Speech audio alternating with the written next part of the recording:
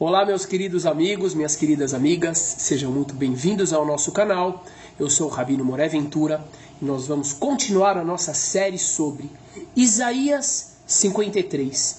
Esse é o terceiro vídeo e agora nós vamos falar sobre a identidade do servo sofredor. Afinal de contas, de quem o profeta Isaías fala no capítulo 53? Será que ele está falando de Jesus, ou Yeshua, conforme dizem nossos irmãos cristãos? Ou será que o capítulo 53 é uma indicação, uma alusão ao Messias de acordo como nós judeus o esperamos? Ou ainda, será que Isaías 53 está falando na realidade do povo de Israel? Bom, então antes de mais nada, é muito importante eu colocar uma coisa para vocês. Muitos dos sábios, dos grandes rabinos judeus, compreenderam que esta passagem está também aludindo à figura do Messias, pelo qual nós judeus ainda esperamos. Porém, uma coisa é muito importante de ser colocada, que nenhum daqueles rabinos discutiram com o fato óbvio para quem lê a Escritura por completo no original. Nenhum deles discute que Isaías, de uma forma simples, de uma forma objetiva e literal, está sim tratando do povo judeu. Sim, de acordo com a leitura que eu vou mostrar para vocês, contextualizada no livro todo, e de acordo com os originais, sem nenhuma deturpação da tradução, fica mais do que óbvio que o sujeito central de Isaías 53, o servo sofredor, é o povo de Israel, é o povo judeu. Então vamos lá. Antes de mais nada, a gente precisa contextualizar a história. Então, a história que está quase no seu ápice, em Isaías 53, fala sobre o exílio do povo judeu de sua terra, rumo à Babilônia, e no final das contas, o resgate, o retorno do povo judeu da Babilônia, feito através do eterno de Deus. No capítulo 39 de Isaías, a gente encontra um dos fios da meada no qual essa história do exílio começa a se desenrolar.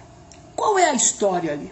A história ali é o seguinte: havia um rei judeu chamado Hizquial, em português, Ezequias. E aquele rei, por causa de uma cura milagrosa que ele recebera de Deus, ele tinha recebido uma comitiva vinda da Babilônia, mandada pelo rei da Babilônia, para cumprimentá-lo pela cura. E aí, por algum motivo desconhecido, ele deu uma pisada na bola. O que ele fez? Ele chamou a comitiva para mostrar para eles os tesouros ocultos no templo sagrado.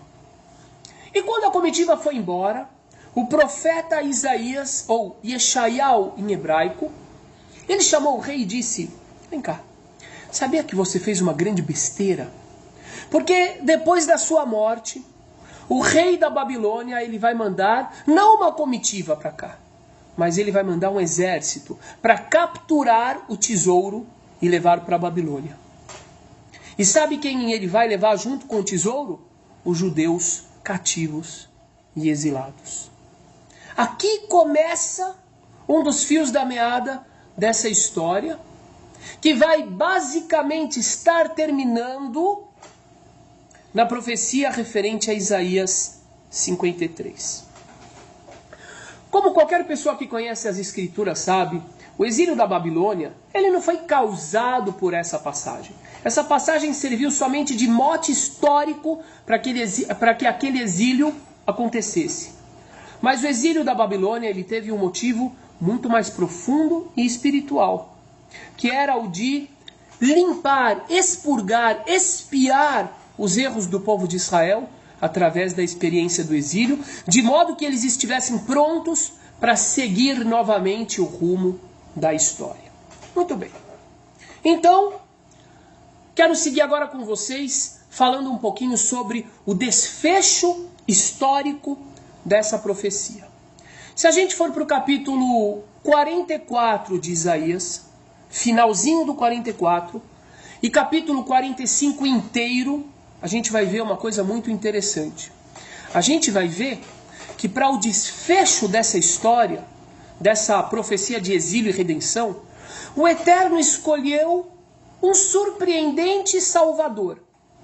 Ninguém mais, ninguém menos do que Ciro, Cores, o imperador da Pérsia, que tinha dominado a Babilônia e que, portanto, estava com o povo judeu exilado em suas mãos.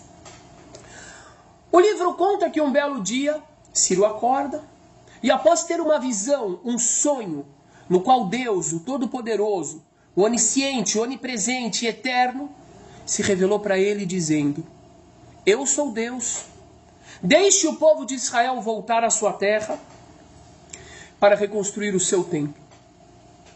E aqueles capítulos mostram exatamente o que aconteceu com o povo judeu, retornando após 70 anos de exílio à sua terra. Esse é o desfecho do ciclo que começa no capítulo 39 e termina esse primeiro relato no 44 e 45. Porém, em Isaías, as profecias continuam sendo faladas. E daí em diante, até chegar no 53 e mais para frente, o profeta vai falando sobre a queda da Babilônia e o retorno do povo judeu à sua terra. Então, quando a gente chega no próprio capítulo 52, 2 versículos antes de Isaías começar a falar sobre o servo sofredor, a gente vê claramente qual é o contexto da profecia. Eu vou ler os versículos imediatos que vêm antes dos versículos que falam sobre o servo sofredor. Dizem assim: retirai-vos, retirai-vos, saí daí, não toqueis coisa imunda, saí do meio dela, purificai-vos os que levais os vasos do Senhor. O profeta, em Isaías 52, 11, ele está falando para o povo judeu sair da Babilônia e voltar para a terra de Israel. Sair sem se purificar. Já em Isaías 52, 12, um versículo antes do início do assunto do servo sofredor, o profeta diz: porque vós não saireis apressadamente, nem ireis fugindo, porque o Senhor irá diante de vós, e o Deus de Israel será a sua retaguarda. Ou seja, vejam que coisa clara. Eu estou te trazendo, através dos textos, eu estou te guiando, para você ver o contexto sobre o qual estamos falando. Então, chegando até aqui, nós vemos claramente que a profecia se trata do retorno do povo de Israel, do exílio da Babilônia, rumo a Judá, para reconstruírem o templo. Agora, uma coisa importante. Quando é que aconteceu essa profecia e quando ela se concretizou? Então, ela aconteceu aproximadamente 500 anos antes da Era Comum. E ela se concretiza, Isaías 53, Isaías 44, 45, se concretiza aproximadamente 400 anos antes da Era Comum. Ou seja, 500 anos antes da história que o cristianismo conta sobre Jesus. Ou seja, é outro contexto histórico completamente diferente. Vamos lá. Agora, com certeza, muitas pessoas vão perguntar o seguinte: mas, Rabino, o servo sofredor é um indivíduo. Ele é chamado de o servo. E o povo de Israel, como nós sabemos, é um povo cheio de indivíduos. Então, não pode ser que esse trecho que fala do servo esteja se referindo a todo um povo. E aí, meu querido amigo e minha querida amiga, meus parceiros de busca da verdade, porque eu não estou aqui para convencer ninguém, eu estou aqui para mostrar para vocês qual é a nossa perspectiva a respeito das nossas fontes. Então, assim, se você quer saber quem é o servo sobre o qual Isaías fala nos capítulos 52 e 53, começa a ler o livro antes. Eu vou te trazer por alguns versículos, ok? Vamos começar de Isaías 41, versículo 8. Porém tu, ó Israel, servo meu, tu Jacó, a quem elegi, descendência de Abraão, meu amigo. O que a gente vê aqui? Israel, servo meu. Próximo. Isaías 42, 19. Quem é cego, senão o meu servo? Ou surdo, como o meu mensageiro, a quem envio? Aqui a gente vê algo muito curioso. Algo que ajuda a gente a compreender Isaías 53. A gente vê aqui que o servo é cego e surdo. Ou seja, se por um lado ele é servo, por outro lado ele é teimoso. Isso não se aplica à figura de Jesus, de acordo com o cristianismo. Mas se aplica sim à figura do povo de Israel, de acordo com todas as nossas fontes. Ele é servo. Deus chama ele de servo. Mas ele também é cego e surdo, porque ele também é teimoso. Seguindo, Isaías 44, 1. Agora, pois, ouve, ó Jacó, servo meu, e tu, Israel, a quem escolhi. Não está ficando claro, gente, quem é o servo? Pelo contexto. Vamos seguir. 44, versículo 2. Assim diz o Senhor que te criou, e que te formou desde o ventre, e que te ajudará. Não temas, ó Jacó, servo meu. Isaías 44, 21. Lembra-te destas coisas, ó Jacó e Israel, porquanto és meu servo. Eu te formei, meu servo és, ó Israel. Quer mais? Precisa de mais? Vamos lá. E olha que eu vou citar somente a metade, mais ou menos. 45, 4. Por amor de meu servo Jacó e de Israel, meu eleito, e etc. E agora, em Isaías 49, 3, ou seja, já chegando ali em Isaías 52, não dá para dizer que se trata de dois servos diferentes. O profeta diz, e me disse, tu és meu servo, és Israel, aquele por quem hei de ser glorificado. Em Isaías 50, versículo 10, quem há entre vós que tema ao Senhor e ouça a voz do meu servo. Pelo contexto, gente, está mais do que claro. Pelo contexto da história, que eu comecei a contar referente a Isaías 39, a passagem do rei Ezequias, até Isaías 44, 45, a redenção através de Ciro, e depois essa história ela é contada através do relato dos sofrimentos do povo de Israel na Babilônia, da queda da Babilônia, e finalmente aqui em 52, 53, a saída gloriosa do povo judeu, do servo que tanto sofreu na Babilônia e que agora estava voltando com toda a glória e esplendor para a sua terra. Essa é a compreensão simples dos versículos. Agora, outra coisa importante também, quem quiser ter uma compreensão mais ampla dessas passagens todas, vai para o livro de Esdras. A partir do capítulo 1, você vai ver um livro que se dedica à concretização daquelas profecias faladas por Isaías, cujo ápice, o top, é Isaías 52, 53. Com o retorno do servo que sofreu tanto, agora glorificado e forte, o que traz espanto e surpresa a todos os reis vizinhos que se divertiram com o sofrimento, que se divertiram com o exílio do povo judeu e que fizeram de tudo para que eles não pudessem voltar para a sua terra. Agora, algumas perguntas frequentes. Muitas pessoas, com toda a honestidade, eu sei que são pessoas honestas, falam o seguinte, ok, eu compreendi que de acordo com a linearidade, com o contexto da história, está falando do povo judeu nos capítulos 52 e 53, o servo de acordo com o contexto é o povo judeu.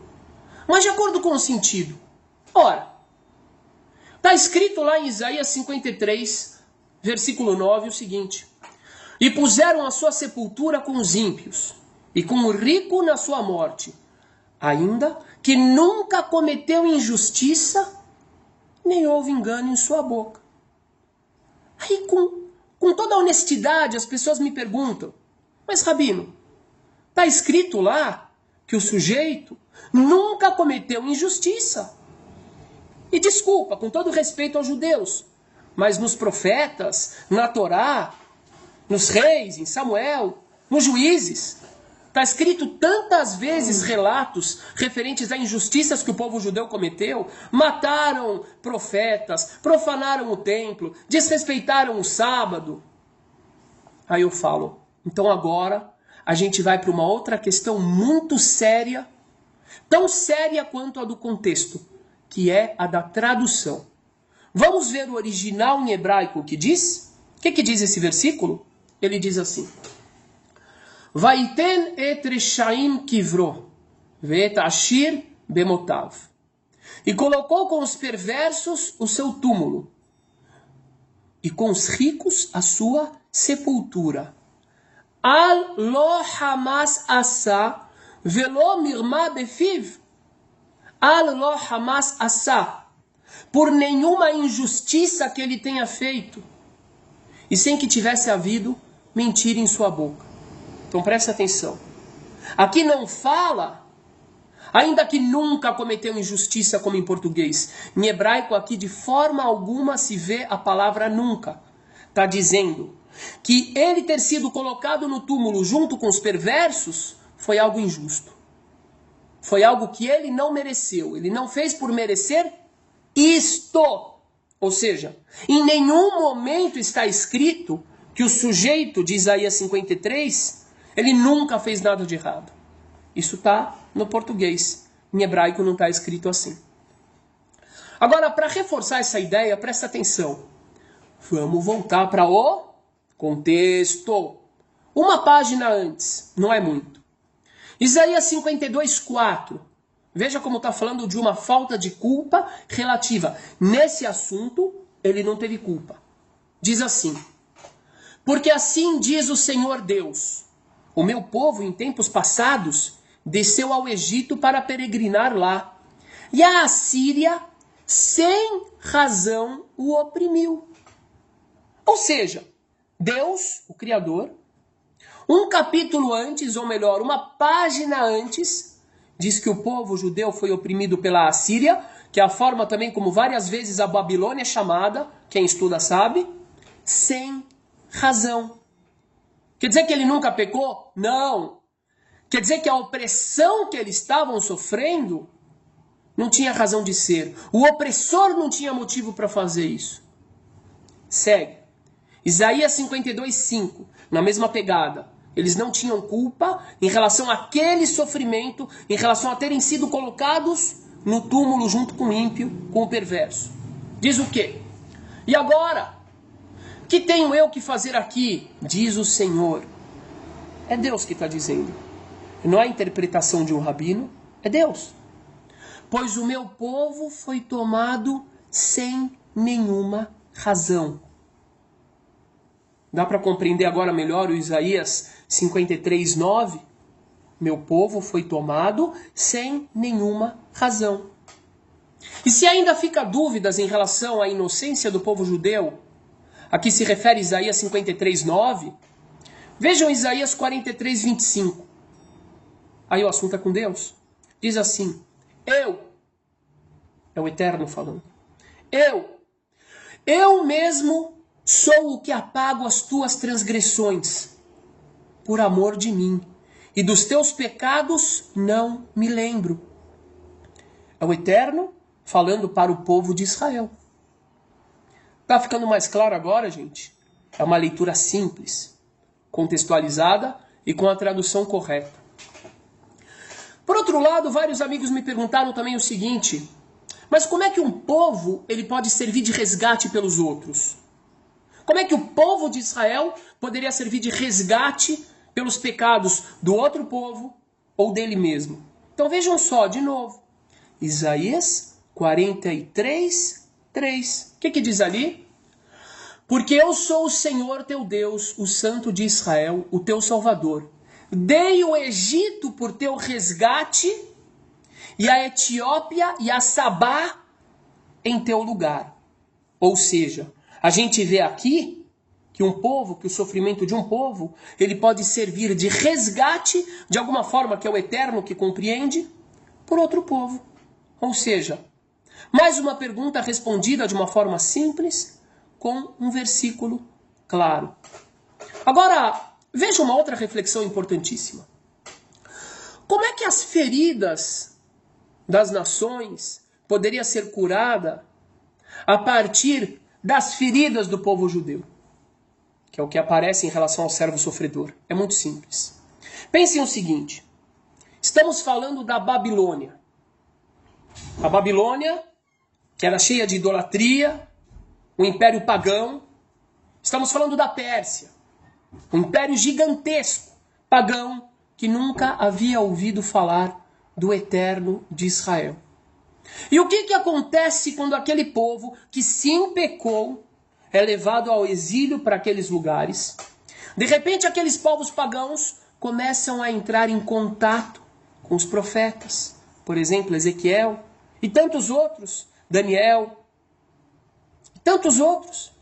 Eles começam a ouvir a respeito do Deus de Israel. Mas o grande ápice dessa revelação que eles têm, que obviamente é uma cura para a ignorância espiritual deles, é quando ninguém mais, ninguém menos do que Ciro, o imperador de um dos maiores impérios do mundo, certo dia abre as portas da varanda de seu palácio, chama o seu povo e diz: eu tive uma revelação do Deus de Israel. E não somente ele diz que teve uma revelação, ou seja, não somente ele testemunha através de palavras sobre o conhecimento do Deus de Israel, que obviamente é difundido por todo o seu povo, mas muito mais do que isso, ele é levado a agir, ele é movido a agir em prol dos planos do Deus de Israel. Como? Liberando o povo judeu para que volte à sua pátria, para que reerga a sua pátria, para que ele consiga novamente a sua honra e sua dignidade, e financiando ele próprio a reconstrução do templo sagrado.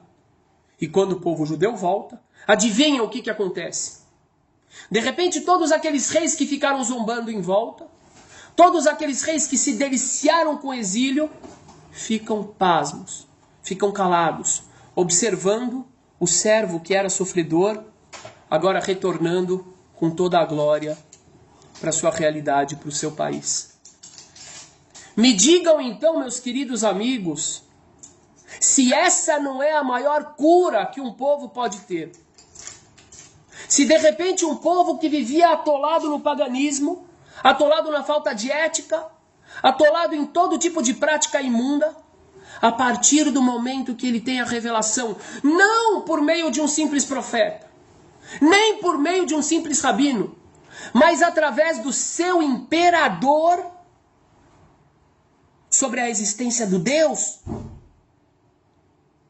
me diga se isso não é a maior cura, se isso não é a maior expiação, se o sofrimento do povo de Israel que foi levado ao exílio não serviu de cura para essas pessoas que estavam tão distantes da verdade e da realidade. Bom, meus queridos amigos, como sempre, eu faço questão de ressaltar uma coisa. Eu acho que, apesar de todas as diferenças, a semelhança entre os seres humanos que buscam a Deus de verdade, e principalmente que têm boas ações perante o próximo, são muito, muito, muito maiores do que as diferenças que nossas religiões têm. Por isso, eu faço questão de ressaltar uma coisa. Esse vídeo aqui não é para mostrar que nenhuma religião está errada. Esse vídeo é para mostrar para os interessados como nós, judeus, lidamos com as nossas fontes. Porque, infelizmente, muitas pessoas acham que a gente simplesmente, por teimosia, a gente não aceita as profecias de Isaías 53, por exemplo, como que se referindo a Yeshua ou Jesus. Não. A gente respeita. Eu respeito outras visões. Mas para aqueles que querem conhecer a forma como nós compreendemos a nossa história, a nossa tradição, a nossa fé, a nossa verdade em cima de nossas fontes, é assim. Essa é a explicação simples de Isaías 53. E se vocês quiserem, eu vou continuar a elucidar várias outras profecias para vocês compreenderem como é que nós compreendemos as nossas fontes. Na nossa língua, na nossa história, na nossa fé. Agora aqui para terminar, eu quero citar alguns versículos que mostram de verdade como é que a gente se relaciona com o Eterno, nessa perspectiva de Salvador e de Redentor. Isaías 43, 10 e 11. Vós sois as minhas testemunhas, diz o Senhor, e meu servo a quem escolhi, para que o saibais e me creiais, e entendais que eu sou o mesmo, e que antes de mim, Deus nenhum se formou, e depois de mim, nenhum haverá. Eu sou o Senhor, e fora de mim não há Salvador. Concluindo, Messias, reis, enviados, são somente instrumentos. Para nós judeus, o grande Salvador é o Criador, é Deus, o Todo-Poderoso, o Eterno, bom e justo, cuja salvação não virá somente para o povo judeu, mas sim para toda a humanidade, da mesma forma, de uma forma igual. Agora eu agradeço a você que ficou até o final aqui do nosso estudo e eu te convido para conhecer os nossos cursos, os cursos que eu dou de Torá, de alfabetização de leitura e de língua hebraica e também de vivência judaica. Então quem quiser conhecer, entra no meu site que é moreventura.com, tá bom? Lá vai ter uma seção que é cursos e palestras. E quem quiser participar do meu Face, que é Pergunte ao Rabino, também será muito bem-vindo. Um grande abraço para você, independente de você ter concordado ou não, independente da sua fé ou da sua falta de fé. Tamo juntos, meus queridos. Fiquem com Deus.